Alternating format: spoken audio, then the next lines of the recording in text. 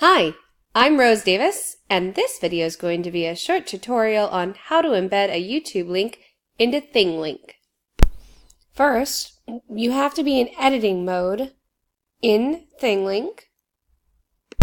Second, you can go to YouTube and find the link that you want to share.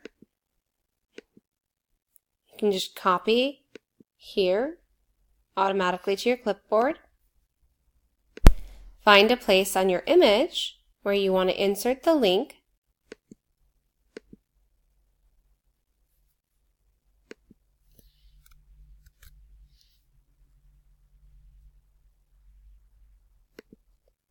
Choose YouTube if it's a YouTube video.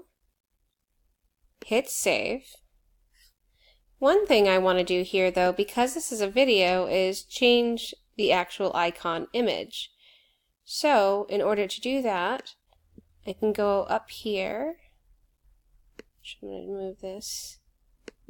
Click on icon image and then choose the actual play symbol for video.